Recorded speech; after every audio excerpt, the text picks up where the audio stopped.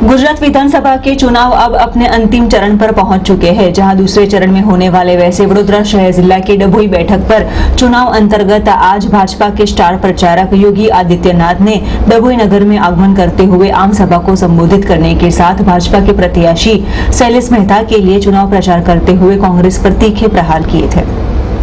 वडोदरा शहर जिला का विधानसभा का चुनाव अब अपने अंतिम चरण पर पहुंच चुका है। ऐसे में अब अपने पक्ष के उम्मीदवारों की जीत के लिए हर एक राजकीय नेताओं द्वारा एड़ी चोटी का जोर लगाते हुए फिरनी या तो फिर जनसंपर्क साधा जा रहा है। जहां भाजपा के स्टार प्रचारक वैसे उत्तर प्रदेश के मुख्यमंत्री योगी आदित्यनाथ ने आज वडोदरा शहर जिला के डभोई विधानसभा बैठक के लिए दरबावती यानी कि डभोई नगर में आगमन किया था। जहां डभोई नगर में आगमन करते हुए कॉलेज मैदान पर आम सभा को संबोधित करने के साथ भाजपा के उम्मीदवार प्रत्याशी वैसे शैलेश मेहता के लिए चुनाव प्रचार किया गया। गुजराती भाषा में उनके द्वारा मत यानी कि वोट की अपील करते हुए डभोई भाजपा के उम्मीदवार शैलेश मेहता के प्रचार में योगी आदित्यनाथ जी ने डभोई में आम सभा को संबोधित करते हुए अपने एक अलग ही अंदाज के साथ सभी को मंत्रमुग्ध किया था। जहां आयोजित की गई ये प्रचंड आम सभा के तहत यूपी के मुख्यमंत्री योगी आदित्यनाथ ने डभोई नगर में आगमन करने के साथ उनका स्वागत सत्कार जय जय श्री राम के जय घोष के साथ किया गया। जो ये मौके पर भाजपा के कई आला अधिकारी उपस्थित रहते हुए आम जनता को संबोधित करने के साथ योगी आदित्यनाथ ने कांग्रेस ऊपर सीधे प्रहार किए थे, जिसमें गैर कानूनन बांधकाम करने वाले को नहीं छोड़ा जाएगा वैसा कहते हुए कांग्रेस पर तीखे प्रहार करने के साथ भाजपा ने टिकट न देने का भी कारण दर्शाया गया। शैलेश मेहता के लिए आज बनाए गए वैसे कॉलेज मैदान पर आम सभा के तहत कांग्रेस के उम्मीदवार बालकृष्ण पटेल के कॉम्प्लेक्स पर भी तीखे प्रहार करने के साथ गैर कानूनन बांधकाम पर बुलडोजर घुमाना पड़ेगा। राज सत्ता से अधिक धर्म सत्ता महान है। योगी जी के मार्गदर्शन पर 40 का भी वचन दिया गया, जहां कोई भी चमरबंदी को नहीं छोड़ने का उनके द्वारा उल्लेख करते हुए शैलेश मेहता योगी आदित्यनाथ को संबोधित करने के साथ डभोई नगर की भी काफी प्रशंसा की गई। तो वहीं भाजपा के शासन में तथा वड़ा प्रधान नरेंद्र मोदी की दूरदृष्टि की कामगिरी के कारण अब अयोध्या में राम मंदिर का निर्माण मुमकिन हो पाया है वैसा कहते हुए अगर कांग्रेस का शासन होता तो राम मंदिर मुमकिन नहीं हो पाता। गृह मंत्री अमित शाह के कामगिरी के कारण कश्मीर से 307 की कलम भी हटाने के साथ विशेष कामगिरी की गई है वैसा कहते हुए भाजपा की गाथा को गाने के साथ कांग्रेस तथा अन्य विरोधी पार्टी पर तीखे प्रहार किए थे।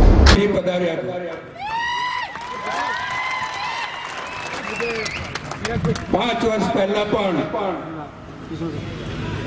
ગર્ભાવતીમાં જ્યારે હું પહેલી વાર ચૂંટણી લડવા આવ્યો ત્યારે મને આશીર્વાદ આપવા અને મારા પ્રચાર માટે મને જીતાડવા માટે યોગીજી આવ્યા હતા। આજે પણ એમના આશીર્વાદ સાથે અહીંયા એ ફરી જીતાડવા માટે અપીલ કરવા આવ્યા હતા। હું એમનો ગર્ભાવતીના धारासभ्य तरीके स्वागत करू छू। भगवानी छे भारतीय जनता पक्ष 2012 में जीत्या था, 2017 में जीत्या અને 2022 में पण भारतीय जनता पक्ष ना उम्मीदवार ज जीतवा।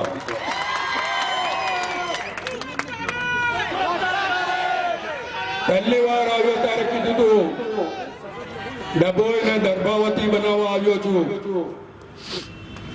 जेम मां गंगाए मोदी साहेब ने बोलाव्या था एम दरबावतीए मने डभोई में बोलाव्यो।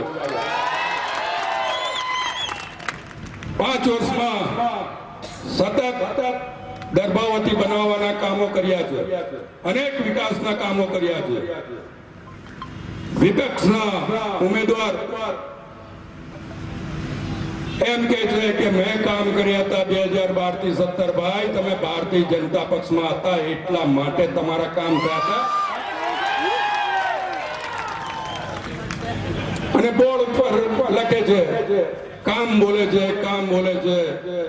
27 વર્ષથી ભારતીય जनता પક્ષની સરકાર જ્યારે અહીંયા આગળ હોય ત્યારે એ લોકોએ કામ કેવી રીતે કર્યા?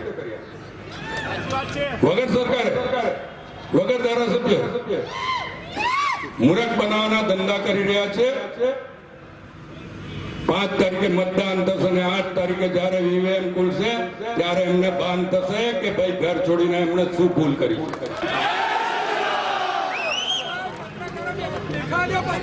मंच पर उपस्थित भारतीय जनता पार्टी के राष्ट्रीय महासचिव माननीय श्री विनोद तावड़े जी, राष्ट्र हमने कौन राष्ट्र भी नहीं लोकप्रिय सांसद श्रीमती गीताबेन राठवा जी, योगी जी सभा में भारतीय जनता पार्टी के लोकप्रिय प्रत्याशी श्री शैलेश भाई मेहता जी, कार्यकारी अध्यक्ष डॉक्टर बीजे ब्रह्म भट्ट जी,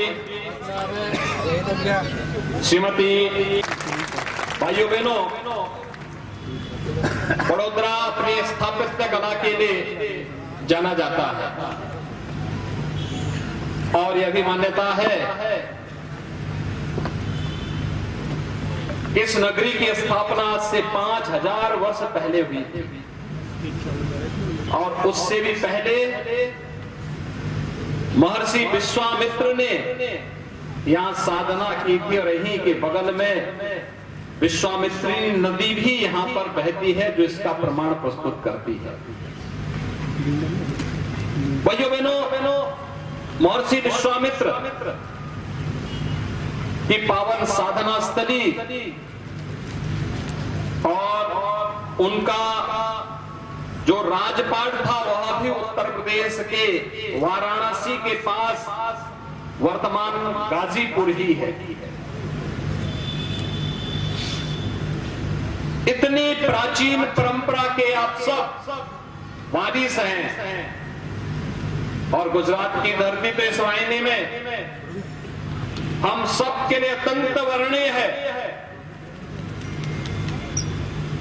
मथुरा वृंदावन में जन्मे कृष्ण कन्हैया इसी धराधाम पर आकर के द्वारिकाधीश हो गए और उत्तर प्रदेश के ही छपिया में जन्मे भगवान स्वामीनारायण गुजरात पधार करके दुनिया के लिए पूज्य हो गए। भाइयों बहनों, ये गुजरात की धरती का कमाल है। जब इस देश में व्यापक पैमाने पे मतांतरण हो रहा था, धर्मांतरण हो रहा था, जाने के रास्ते तो थे, आने के नहीं थे, तब गुजरात की धरती में स्वामी दयानंद सरस्वती भी दिए थे। जब देश की आजादी में किम कर्तव्य विमूढ़ किसी स्थिति थी, कैसे नेतृत्व होना है, राष्ट्रपिता महात्मा गांधी भी इसी गुजरात की धरती ने दिए थे, जिन्होंने देश की आजादी के आंदोलन को नेतृत्व प्रदान किया था। और स्वतंत्र भारत में कैसा भारत होना चाहिए, वर्तमान भारत के शिल्पी भी लौह पुरुष सरदार वल्लभ भाई पटेल इसी गुजरात की धरती की देन है। गुजरात की धरती का ये चमत्कार था भाइयों बहनों।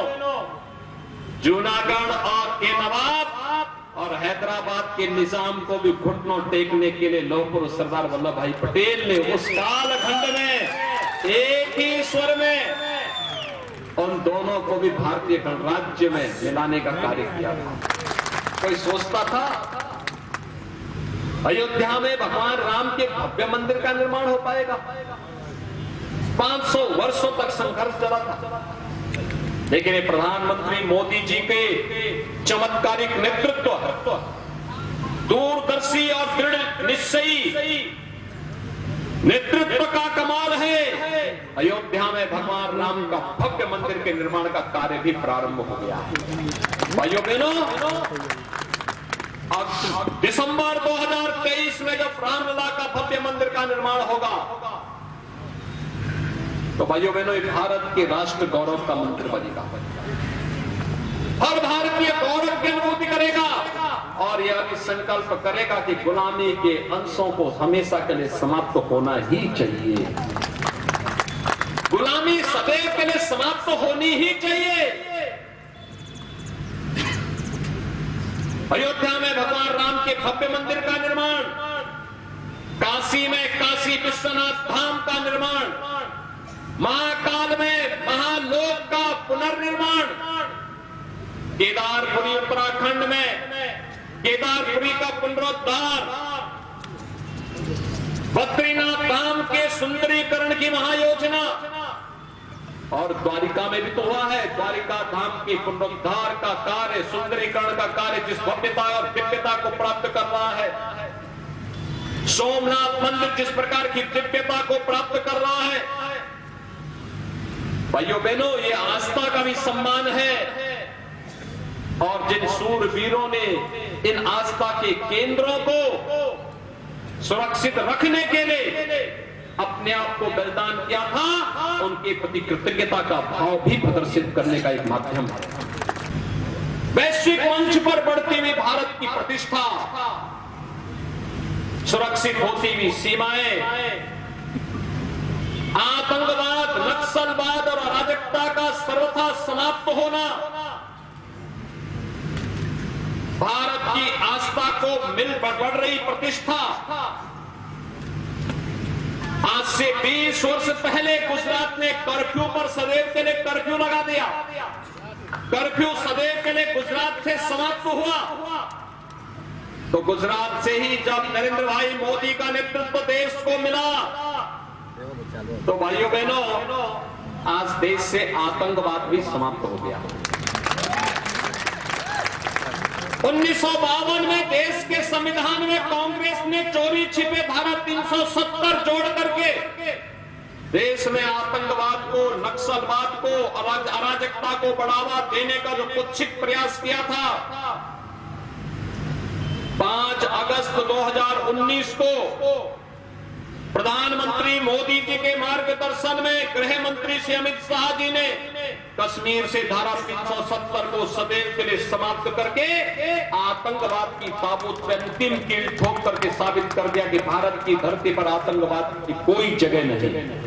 अयोध्या में राम मंदिर का निर्माण कांग्रेस कर पाती? कांग्रेस कर पाती? कांग्रेस ने तो सोमनाथ मंदिर का पुनरुद्धार करने के लिए जब सरदार साहब आए थे, कांग्रेस ने विरोध किया था। जब मंदिर के लोकार्पण के कार्यक्रम में तत्कालीन राष्ट्रपति डॉक्टर राजेंद्र प्रसाद जी आ रहे थे, तब भी कांग्रेस नेतृत्व ने विरोध किया था। तो जो सोमनाथ मंदिर के पुनरुद्धार का विरोध करते हो, वे अयोध्या में भगवान राम का मंदिर का निर्माण कहां करा पाती? कांग्रेस ही उसमें बैरियर थी। जनता ने बैरियर हटाया और मोदी जी के पास देश की सत्ता आई। अयोध्या में भगवान राम के भव्य मंदिर के निर्माण का कार्य प्रारंभ हो गया।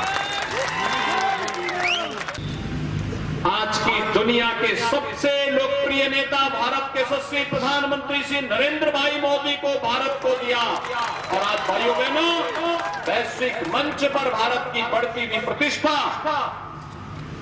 प्रधानमंत्री मोदी जी का यशस्वी और दूरदर्शी नेतृत्व हम सबके सामने है। हम में से ज्यादातर लोगों ने 1947 में जब ये देश आजाद हुआ था, आजादी के उत्सव को नहीं देखा होगा। लेकिन भाइयों बहनों, देश की आजादी का उत्सव कैसे होना चाहिए? आजादी के अमृत महोत्सव वर्ष को हर घर तिरंगा के माध्यम से हर भारतीय को जोड़ने वाले भारत के यशस्वी प्रधानमंत्री श्री नरेंद्र भाई मोदी के इस चमत्कारिक नेतृत्व को भारत ने भी और दुनिया ने भी माना है। इससे बड़ी गौरव की बात हम सबके लिए क्या हो सकती है भाइयों बहनों, कि जिस ब्रिटेन ने लगभग 200 वर्षों तक भारत पे शासन किया था, आज उस ब्रिटेन को पछाड़ करके भारत दुनिया की 5वीं बड़ी अर्थव्यवस्था बना है। में फिर से भाजपा की सरकार बनने जा रही है, दमदार तरीके से बनने जा रही है। और गर्भावती को उसका वैभव और उसकी पहचान दिलाने वाले भाजपा के हमारे प्रत्याशी शैलेश भाई सोटा जी तो नाम के अनुरूप काम भी कर लेते हैं। और नाम देखिए, जो नाम के अनुरूप काम कर ले वही आपका नेतृत्व ले सकता है। और इसलिए भाइयों बहनों, भाजपा नेतृत्व ने उन्हें फिर से अपना प्रत्याशी बना करके आपके बीच में उतारा है। आप सबसे मेरी अपील है कि दर्भावती में अब केवल कमल ही कमल खिलना चाहिए। सहमत हैं? आप सभी सहमत हैं? सो आप बधा भाजपा ने भव्य जीत आपसो हाथ ऊंचा करने समर्थन आपो। भारत माता की, भारत माता की, भारत माता की।